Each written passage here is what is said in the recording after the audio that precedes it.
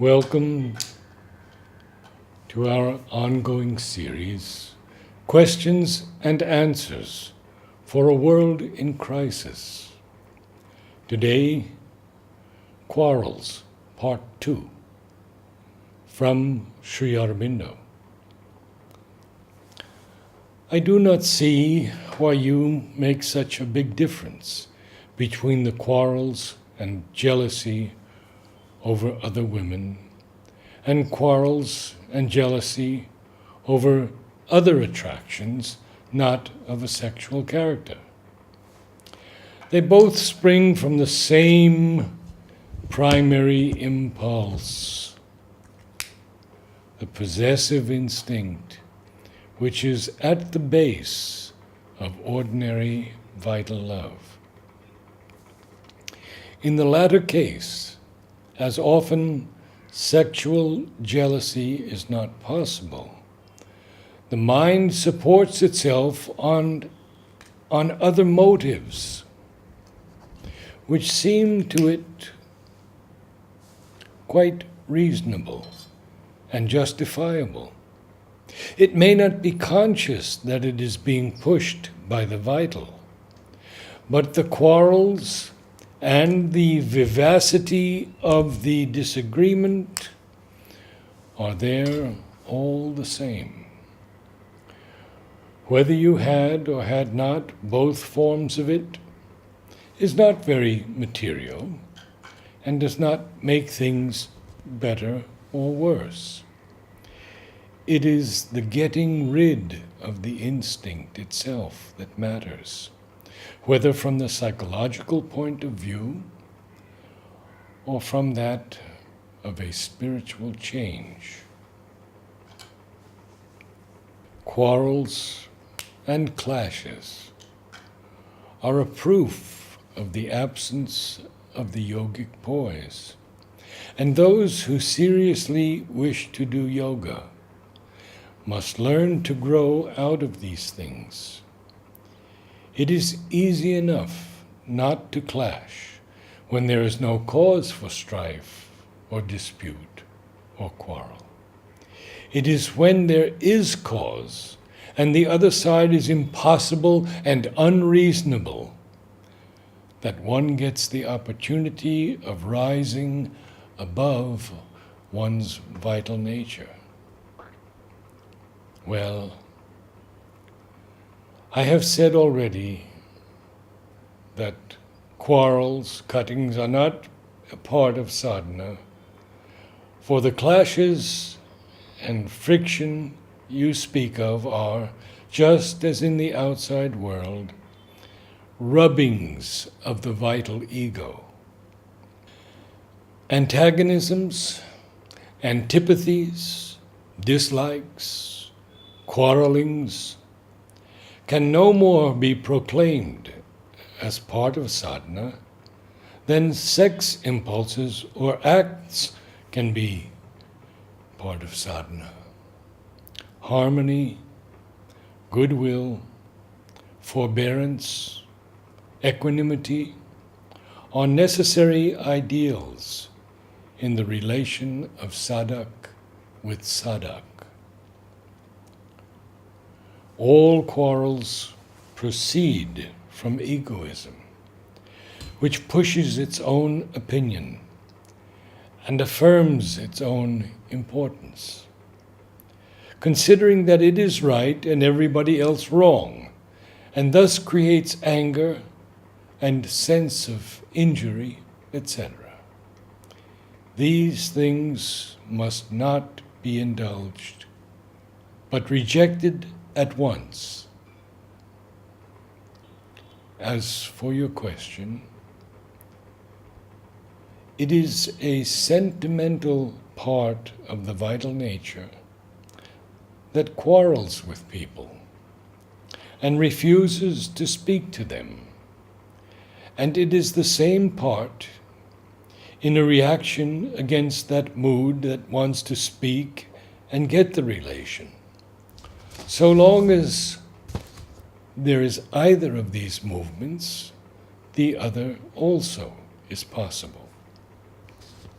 It is only when you get rid of this sentimentalism and turn all your purified feelings towards the divine that these fluctuations disappear and a calm goodwill to all takes their place. The difficulties you have are the difficulties which are met in each department and office of the ashram. It is due to the imperfections of the sadhaks, to their vital nature.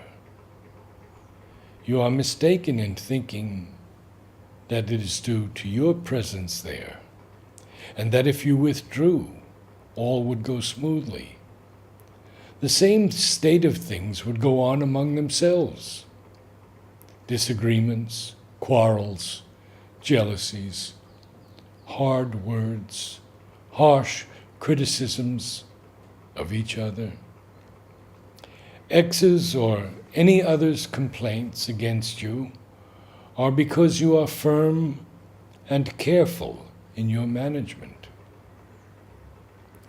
There are the same or similar complaints against Y and others who discharge their trust given to them by the mother scrupulously and well.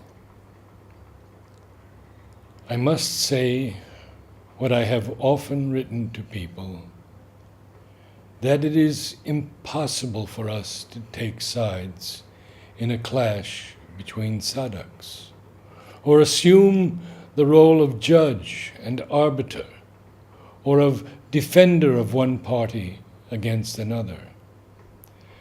Formerly, the mother used to try to intervene or to reconcile, but we found that this only kept discord alive and fed the ego of the sadhaks.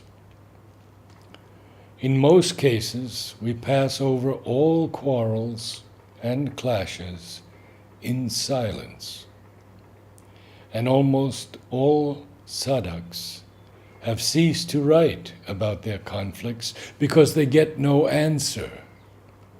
I have written to X once or twice, avoiding any discussion of the merits of a dispute, only to influence him to regard things from a general and impersonal standpoint, so as to prepare him to give up that of the person and ego.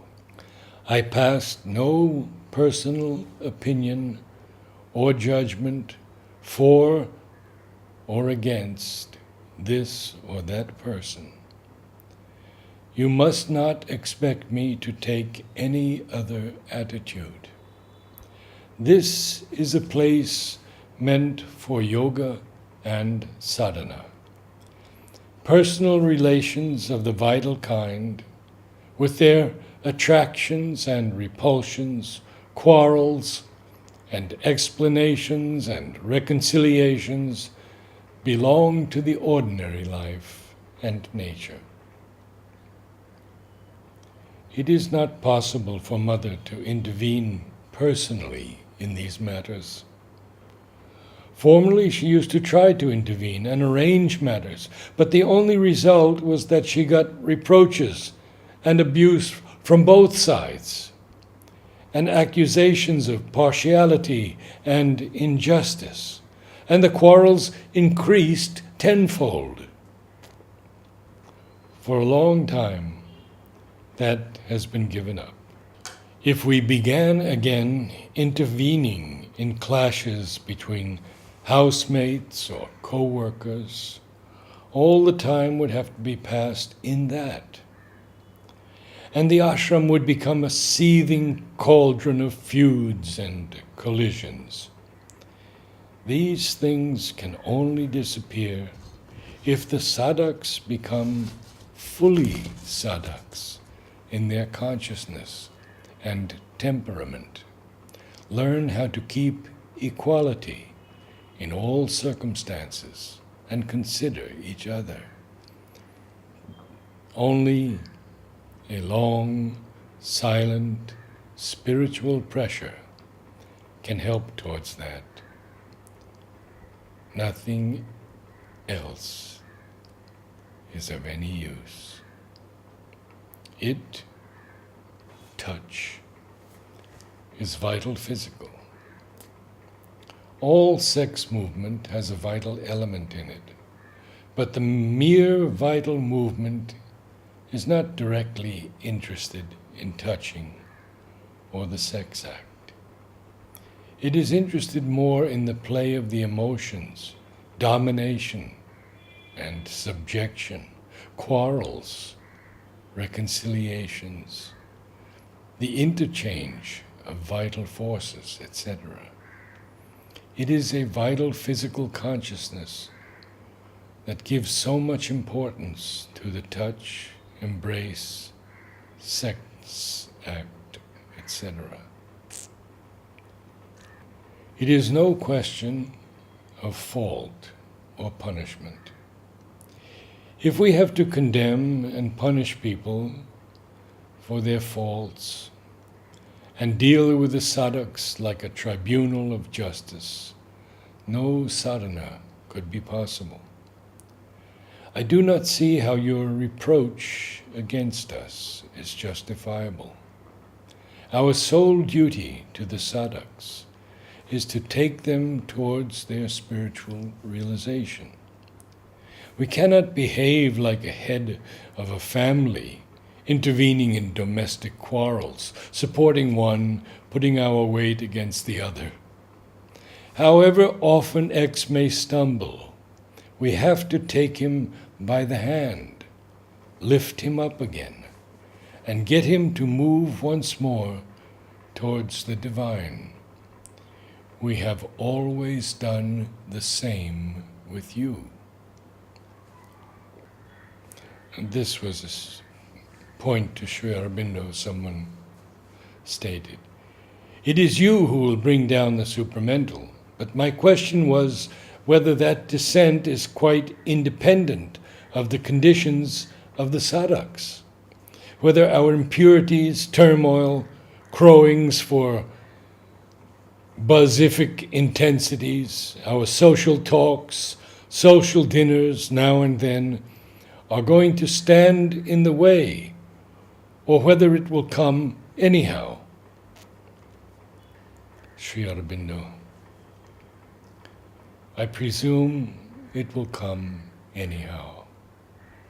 But it is badly delayed because if I am all the time occupied with dramas, hysterics, tragicomic correspondence, quarrels, chronicles, lamentations, how can I have time for this?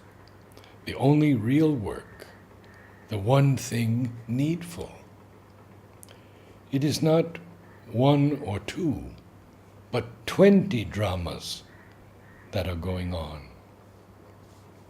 Lastly, where first there is love and attraction, the relations between the divine and the soul may still for long be checkered with misunderstanding and offense, jealousy and wrath, strife and the quarrels of love, hope, and despair, and the pain of absence and separation. We throw up all the passions of the heart against him till they are purified into a soul ecstasy of bliss and oneness. Namaste.